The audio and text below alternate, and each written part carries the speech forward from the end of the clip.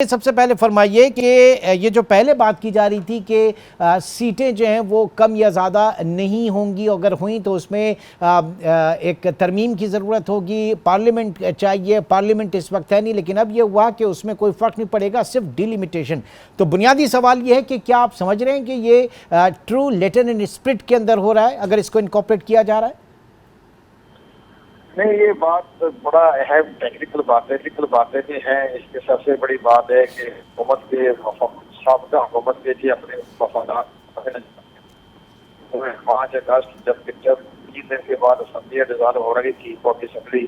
उन्होंने अचानक एमरजेंसी मुश्तरका वफादार कौंसिल का इजलास तरफ करके और वो जो मर्दमशुमारी जो डिजिटल मर्दमशुमारी की थी उसका उन्होंने गजट नोटिफिकेशन करवा के इलेक्शन कमीशन को बंद करे बहाना कर दिया। इलेक्शन कमीशन ने इससे 2 हफ्ते पहले एक बयान जारी किया था, अपना सरकारी बयान, जिसमें उन्होंने कहा था कि चूंकि अभी तक ये डिजिटल मर्दमशुमारी का नोटिफिकेशन नहीं हुआ है तो अब हम पुरानी मर्दमशुमारी जो के तहत और पुरानी हल्का बंदियां जो हमने 5 अगस्त 2022 को की थी उसके तहत हम हल्का इंतखाबात करवा दें। लेकिन अचानक 5 अगस्त को मुश्तरका वफादार कौंसिल सामने आ गई। हमें ये कि शायद सिंध के वज़ीर आला जो हैं और बलूचिस्तान के वज़ीर आला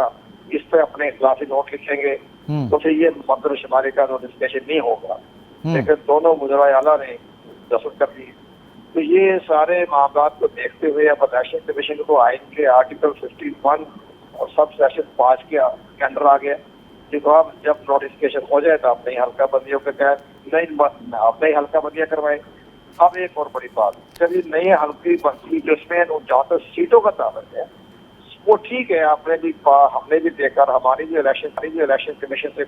हुई थी कि जनाब अगर आप हल्का बंदी कराएंगे तो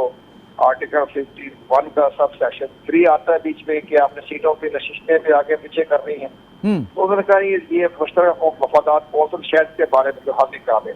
तो मुश्तरका वफादार कौंसिल ने इसको ये हल निकाला, वो भी आईनी इदारा है। आइन के आर्टिकल 153 के तहत मुश्तरका वफादार कौंसिल को वही आईनी हैसियत हासिल है जो बाकी आईनी इदारों को होती है। उसमें उन्होंने ये कहा कि जनाब इस पर हल्का बंदियां तो करवा रहे, लेकिन सीटों की मुख्तसर सीटें जो आगे पीछे हो रही हैं और सेक्शन आर्टिकल 106 के तहत वो ना करवाई जाए।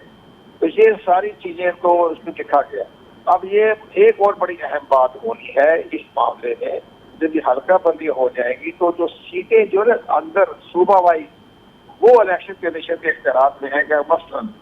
कराची की सीट जो है वो 1-2 इजाफा हो जाए, सक्कर सीट निकाल दी जाए, जहाँ आबादी ज्यादा है वहाँ सीटें वहाँ चले जाए। ये इंटरनल जो है ये ठीक है, यानी इंटरनल कोर्स जो है वो होगा, लेकिन जहाँ पे तरमीम के लिए पार्लियामेंट की जरूरत थी उसको टच नहीं किया गया।